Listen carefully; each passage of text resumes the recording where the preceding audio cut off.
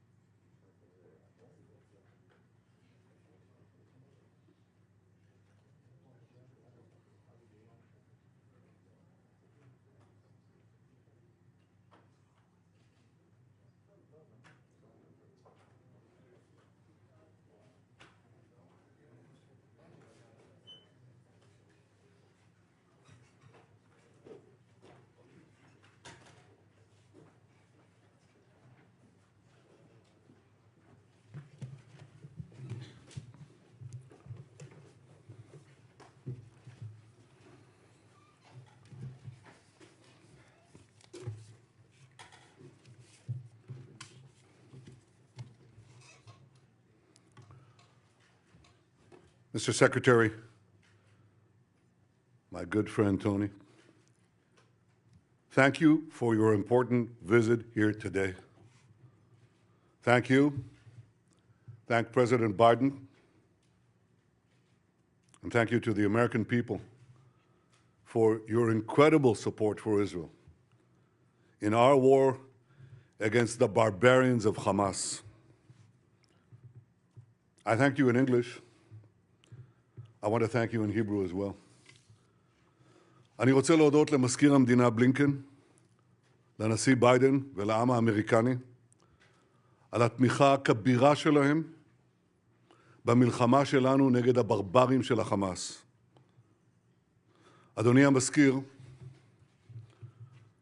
אתה בא הנה לעם כואב, עם לוחם, עם של אריות, עם שנחוש לנצח את כוחות הרשע מסביבנו. משעה לשעה מגיעות לנו, אנחנו שומעים על סיפורי הזוועה ועל סיפורי הגבורה. סיפורי הזוועה אומרים הכל עליהם, וסיפורי הגבורה אומרים הכל עלינו. והגבורה הזאת תנצח. Mr. Secretary, your visit is another tangible example of America's unequivocal support for Israel. Hamas has shown itself to be an enemy of civilization. The massacring of young people in an outdoor music festival, the butchering of entire families, the murder of parents in front of their children and the murder of children in front of their parents, the burning of people alive, the beheadings,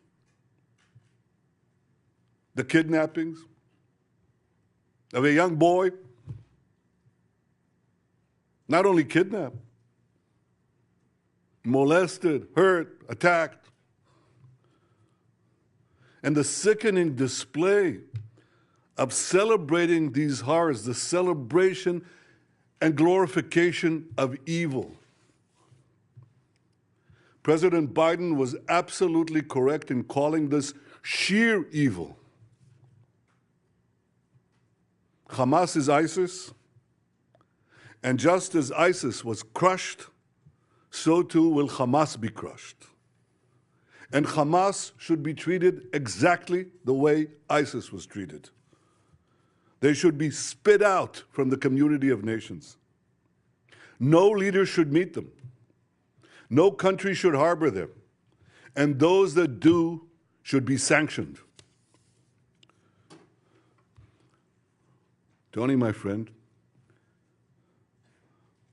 I say to you, I say to all of us, there will be many difficult days ahead.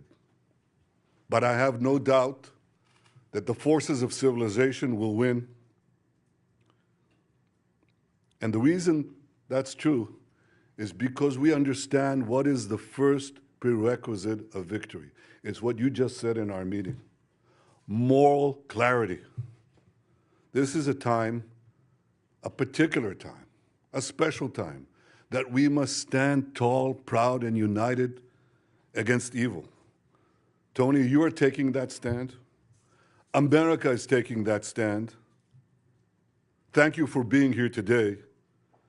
Thank you, America, for standing with Israel today, tomorrow, and always.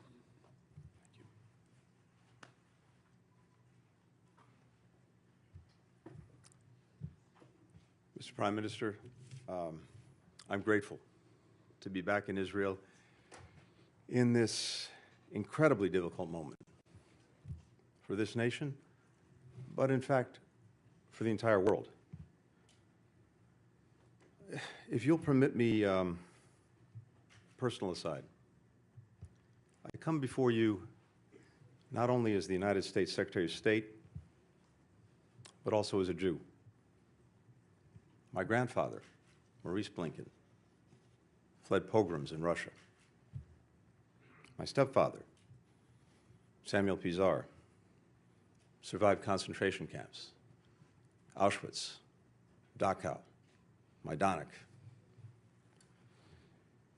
So, Prime Minister, I understand on a personal level the harrowing echoes that Hamas's massacres carry for Israeli Jews, indeed, for Jews everywhere. I also come before you as a husband and father of young children. It's impossible for me to look at the photos of families killed, such as the mother, father, and 3 small children murdered as they sheltered in their home in kibbutz near Oz, and not think of my own children. This was just one of Hamas's countless acts of terror. In a litany of brutality and inhumanity that, yes, brings to mind the worst of ISIS. Babies slaughtered, bodies desecrated, young people burned alive, women raped, parents executed in front of their children, children in front of their parents. How are we even to understand this, to digest this? And yet, at the same time that we've been shocked by the depravity of Hamas, we've also been inspired by the bravery of Israel's citizens. The grandfather who drove over an hour to a kibbutz under siege, armed only with a pistol, and rescued his kids and grandkids. The mother who died shielding her teenage son with her body, giving her life to save his, giving him life for a second time. The volunteer security teams on the kibbutzes who swiftly rallied to defend their friends and neighbors despite being heavily outnumbered. And we're lifted by the remarkable solidarity of the Israeli people, demonstrated in the long lines of people giving blood, in the hundreds of thousands of reservists who've mobilized, some rushing home from abroad, people around the country opening their homes to fellow citizens displaced from the south. The people of Israel have long and rightly prided themselves on their self-reliance, on their ability to defend themselves, even when the odds are stacked against them. The message that I bring to Israel is this: you may be strong enough on your own to defend yourself, but as long as America exists, you will never ever have to. We will always be there by your side. That's the message that President Biden delivered to the Prime Minister from the moment this crisis began. It's the message that I and my other colleagues in the government have delivered to our Israeli counterparts on a daily, even an hourly basis. It's the message that I bring with me to our discussions today, and it's what I'll affirm when I meet with the members of Israel's newly formed national emergency government. We welcome the government's creation and the unity and resolve that it reflects across Israel's society. We're delivering on our word, supplying ammunition, interceptors, to replenish Israel's Iron Dome, alongside other defense materiel. First shipments of U.S. military support have already arrived in Israel, and more is on the way. As Israel's defense needs evolve, we will work with Congress to make sure that they're met. And I can tell you, there is overwhelming bipartisan support in our Congress for Israel's security. Here in Israel and everywhere, we will reaffirm the crystal clear warning that President Biden issued yesterday to any adversary, state or non-state, thinking of taking advantage of the current crisis to attack Israel. Don't. The United States has Israel's back. We've deployed the world's largest aircraft carrier to the Eastern Mediterranean. We bolstered the presence of U.S. fighter aircraft in the region. We're providing other support as well. We continue working closely with Israel to secure the release of the men, women, children, elderly people taken hostage by Hamas. We're pursuing intensive diplomacy throughout the region to prevent the conflict from spreading, and I'll be doing that over the course of my trip in the coming days. Too often in the past, leaders have equivocated in the face of terrorist attacks against Israel and its people. That's why we've been adamant with all countries in the wake of these attacks. There is no excuse. There is no justification for these atrocities. You heard the Prime Minister say it. This must be a moment for moral clarity. The failure to unambiguously condemn terrorism puts at risk not only people in Israel, but people everywhere. Look at what just happened. Individuals from 36 countries killed or missing in the aftermath of Hamas's attacks. Europe, Asia, Africa, the Americas, no region has escaped Hamas' bloody reach. Anyone who wants peace and justice must condemn Hamas's reign of terror. We know Hamas doesn't represent the Palestinian people or their legitimate aspirations to live with equal measures of security, freedom, justice, opportunity, and dignity.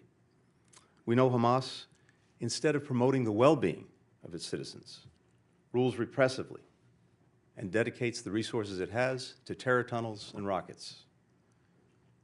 We know Hamas didn't commit its heinous acts with the interests of Palestinian people in mind. We know Hamas does not stand for the future that Palestinians want for themselves and for their children. Hamas has only one agenda: to destroy Israel and to murder Jews. No country can or would tolerate the slaughter of its citizens, or simply return to the conditions that allowed it to take place. Israel has the right, indeed the obligation, to defend itself and to ensure that this never happens again. As the Prime Minister and I discussed, how Israel does this matters. We democracies distinguish ourselves from terrorists by striving for a different standard, even when it's difficult, and holding ourselves to account when we fall short. Our humanity, the value that we place on human life and human dignity, that's what makes us who we are. And we count them among our greatest strength. That's why it's so important to take every possible precaution to avoid harming civilians. And that's why we mourn the loss of every innocent life. Civilians of every faith, every nationality who've been killed. Tragically, the number of innocent lives claimed by Hamas's heinous attacks continues to rise. Among those, we now know that at least 25 American citizens were killed. We join families in Israel, in the United States, around the world, in mourning their immeasurable loss. Nearly 15 years ago, my stepfather, who I alluded to earlier, Samuel Pizar, came here to Yad Vashem to perform the mourner's prayer that he wrote to accompany Leonard Bernstein's Third Symphony, Kaddish. Reflecting on the unspeakable horrors that he'd endured as a boy in the Nazi concentration camps, he wrote that man, though created in your image and endowed with the freedom to choose between good and evil, remains capable of the worst as of the best, of hatred as of love, of madness as of genius.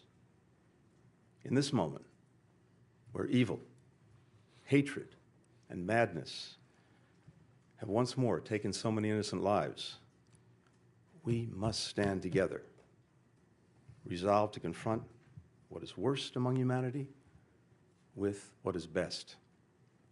We must provide an alternative to the vision of violence and fear, nihilism and terror presented by Hamas. That is what the United States will do, standing with Israel, working together with its people, and all those in this region who remain committed to the vision of a more peaceful, a more integrated, a more secure, a more prosperous Middle East. Thank you very much.